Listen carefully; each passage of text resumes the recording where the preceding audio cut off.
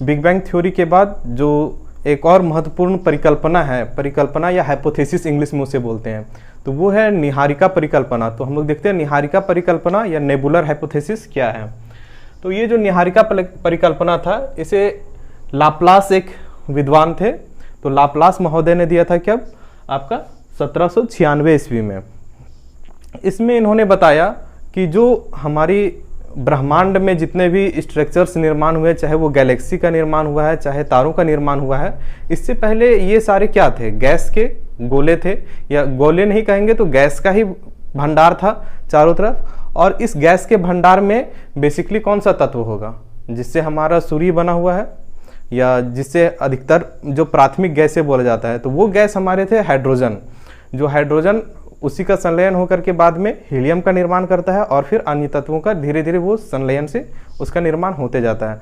तो आज हम लोग देखेंगे जो नेबुलर हाइपोथेसिस है, हाइपोथेसिस का मतलब होता है परिकल्पना जिसे माना गया, तो इसे लाप्लास महोदय ने दिया था। इससे पहले इमैनुअल कांट करके एक और वैज्ञानिक है, उन्होंने वायवीय सिद्धांत अपना दिया था उसमें, लेकिन कुछ टेक्निकल प्रॉब्लम उसका हो गया, जिसके वजह से उसके सिद्धांत को फिर खारिज कर दिया गया बाद में, और फिर नया सिद्धांत लाए थे लाप्लास महोदय में।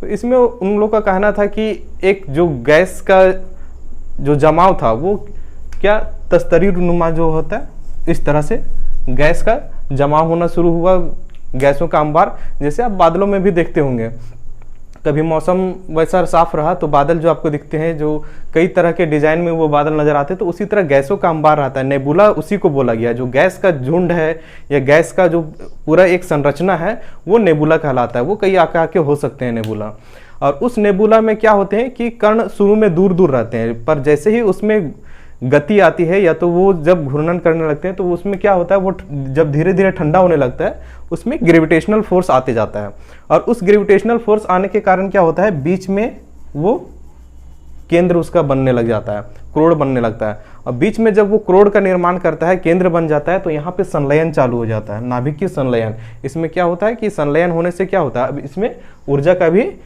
विस्फोट होने लगता है, इसमें ऊर्जा भी समाहित होने लगता है, और ये क्रिया धीरे धीरे क्या होता है कि ये अगल बगल के जो जितने भी गैस है वो फिर आपस में सब सिकुड़ने लगते हैं और एक पिंड का निर्माण करते हैं। तो वो पिंड अगर एक सिंगुलर पिंड में अगर गया तो वो क्या निर्माण करेगा, फिर ये सूर्य का निर्माण करेगा। आगे जब हम लोग पढ़ेंगे तारा का उत्पत्ति या उसका विकास, तारों का कैसे होता है, तो ये नेबुलर हाइपोथेसिस पे ही ये संबंधित रहेगा। और इसी हाइपोथेसिस का परिकल्पना को माना जाता है गैलेक्सीज जितने भी है, मंदाकिनी जो है, तो उसके उत्पत्ति में भी यही हाइपोथेसिस काम देता है। अब आइए हम लोग आगे देखते हैं। अब हम लोग जो है गैलेक्सीज पर आधारित कुछ पॉइंट्स देख लेते हैं जो एग्जाम में हिस्सा बनता है। तो आपके एग्जाम के दृष्टिकोण से भी पढ़ना आवश्यक है कि क्या क्या पूछा जाता है। तो गैलेक्सी में सबसे पहले जो आपका पूछा जा सकता है कि हमारी जो आकाशगंगा है, तो हमारी आकाशगंगा का नाम क्या है। तो हमारी आकाशगंगा का नाम आप लोग को पता होगा, इंग्लिश में इसको बोलते हैं मिल्की वे,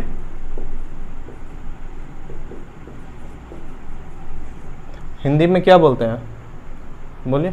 हिंदी में आकाशगंगा हो गया,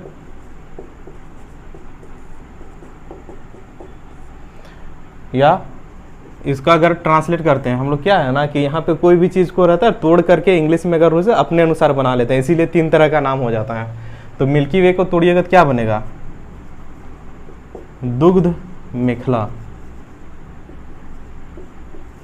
तो इससे जो प्रश्न बनता है कि हमारी जो गैलेक्सी है, तो हमारी गैलेक्सी को क्या बोलते हैं, गैलेक्सी, तो गैलेक्सी का हिंदी में होता है मंदाकिनी। कोई भी गैलेक्सी को मंदाकिनी बोला जाता है। तो हमारी जो गैलेक्सी है उसका नाम मिल्की वे या आकाशगंगा या दुग्ध मेखला, ये सारा क्या है हमारे गैलेक्सीज का, जिसमें हमारा सौर मंडल है। गैलेक्सी पहले भी समझा चुके थे, गैलेक्सी मतलब क्या, जिसमें एक गैलेक्सी में अरबों करोड़ों तारे रहते हैं। 10 पर पावर 12 के लगभग हम बताए थे कि 10 पर पावर 12 उतने एक गैलेक्सी में उतने तारे रहते हैं। तो आप इमेजिन कर सकते हैं कि लगभग अरबों 100 अरब तारे एक गैलेक्सी में रहते हैं। उसमें से एक तारा क्या है, हमारा सूर्य भी है। अगर आपको पूछेगा कि आपका, जब सूर्य पढ़ाएंगे तब हम उसको बताएंगे, फिलहाल हम गैलेक्सी में आते हैं। ये हो गया। आकार पूछेगा, आकार कैसा होता है इसका, तो ये सर्पिलाकार होता है। पूछेगा गैलेक्सी का आकार कैसा होता है, गोल दे देगा, सर्पिलाकार देगा, चौकोर देगा या बिना आकार का होगा। तो ये सर्पिलाकार होगा, सर्पिलाकार मतलब स्प्रिंग के टाइप में, या तस्तरी नुमा भी इसको बोल सकते हैं, तस्तरी नुमा या स्प्रिंग के आकार के। तो ये आपका हो गया क्या, 2 क्वेश्चन इससे रिलेटेड। नेक्स्ट अब हम लोग देखते हैं तीसरा जो पूछता है, बहुत इंपॉर्टेंट है वो भी, कि जो हमारा गैलेक्सी कौन सा था, आकाशगंगा। तो इस आकाशगंगा के सबसे निकटतम गैलेक्सी कौन सा है। तो आकाशगंगा का जो सबसे निकटतम है वो है, इंग्लिश में उसको बोलते हैं एंड्रोमेडा। स्पेलिंग थोड़ा देख लीजिएगा, लेकिन पढ़ाता है ये एंड्रोमेडा ही, ठीक है, इंग्लिश में। और हिंदी में इसको बोलते हैं देवयानी। क्या ये देवयानी है।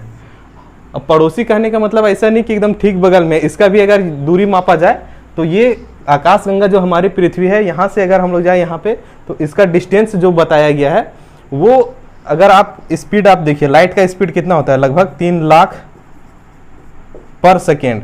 3 लाख पर सेकेंड के स्पीड से जाइएगा तो आपको यहाँ पे तक जाने में कितना लगेगा, 1.5 लाख साल। मतलब कि 1 सेकेंड में अगर आपका चाल 1 सेकेंड में 3 लाख किलोमीटर अगर तय कीजिएगा तो यहाँ तक पहुँचने में आपको 1.5 लाख साल लगेगा, तब आप अपना जो निकटतम है देवयानी जो है वहाँ तक पहुँचिएगा। इसीलिए बोला जाता है कि जो अंतरिक्ष का टाइम होता है या अंतरिक्ष में कोई चीज़ होता है तो कुछ का मतलब थोड़ा नहीं होता है, कुछ का मतलब कुछ लाख साल, कुछ करोड़ साल।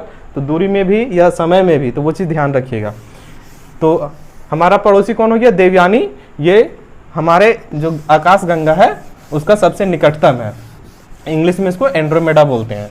अब हम लोग नेक्स्ट देखते हैं इसमें आगे कि हमारा जो गैलेक्सी है उस गैलेक्सी का विस्तार कितना है। विस्तार या तो इसका डायमीटर पूछा जाए या व्यास पूछा जाए तो इसका व्यास कितना है।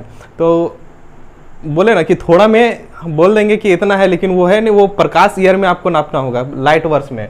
तो लगभग माना जाता है कितना, 10⁵ प्रकाश वर्ष। और वो जो था हम प्रकाश का ही गति बताए थे, जो आपका 3 लाख पर सेकेंड स्पीड अगर रहेगा तो इतना प्रकाश वर्ष। तो 10⁵ लगभग में से 1 लाख मान के चलिए, 1 लाख से 1.5 लाख वो निकलेगा।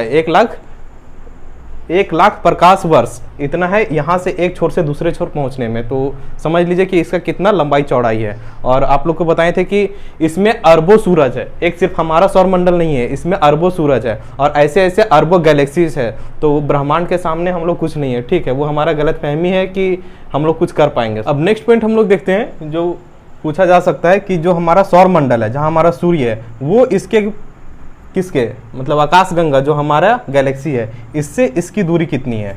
मतलब कि हमारे जो सेंटर है इसका, आप एक चीज याद रखिएगा कि पृथ्वी जो है, तो पृथ्वी या जितने भी ग्रह हैं वो तो चक्कर किससे लगा रहे हैं, सूर्य का। लेकिन सूर्य भी अपना जगह पे स्थिर नहीं है। ऐसा नहीं कि हम लोग चक्कर लगा रहे हैं, सूर्य अपने जगह है, ये भी अपना स्पीड से ये इसका चक्कर लगा रहा है। लेकिन इसका चक्कर लगाना वो 25 करोड़ साल में एक बार इसका चक्कर लगाता है। तो ऐसा नहीं कि बहुत सुस्त है या लेजी है इसलिए बहुत धीरे धीरे चल रहा है, ऐसा नहीं। इसका स्पीड पर सेकेंड 250 किलोमीटर से ऊपर है, 250 किलोमीटर पर सेकेंड है। इस स्पीड से ये चल रहा है, तब इसको पूरा चक्कर लगाने में कितना लग रहा है, तो 25 करोड़ साल लग रहा है। इसलिए ये भी कम नहीं है। और अभी जो हम बता रहे थे कि इसकी दूरी, अगर इसका सेंटर से दूरी बोला जाएगा तो इसका दूरी कितना है सेंटर से, किसका सेंटर से, आकाशगंगा के सेंटर से हमारा जो सौर मंडल है, तो वो कितने दूरी पर स्थित है, वो 3 × 10⁴ लाइट ईयर। यानी कि अगर मान के चलिए इसको अगर तोड़िएगा तो कितना हो जाएगा, 30⁴, मतलब 1 2 3 4 इतना प्रकाश वर्ष दूर है।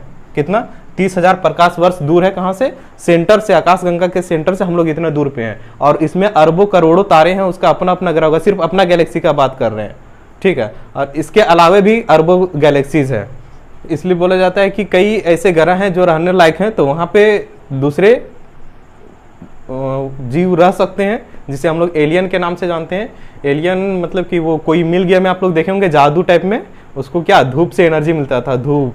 तो वैसे ही इतना ग्रह है, इतना ग्रह छोड़ दीजिए, इतना सूर्य है, कितने सौर मंडल है, अरबों सौर मंडल है सिर्फ हमारे आकाशगंगा में। और यहाँ से हम लोग बाहर नहीं निकल पाएंगे। और यहाँ से जो बाहर है वो अरबों गैलेक्सीज है, अलग अलग दुनिया कहीं चल रहा है। इसलिए हम लोग कहीं नहीं है। और आप सबसे अनुरोध है कि जो भी हमारे चैनल को देख रहे हैं वो इसे सब्सक्राइब कर लें, बेल आइकन है उस पर बेल आइकन को भी दबा लें, और अगर पसंद आ रहा हो तो लाइक करें और अपने दोस्तों के साथ अब फेसबुक पे, व्हाट्सएप पे जो स्टडी ग्रुप्स है उस पर शेयर करें और इसी तरह से समर्थन करें।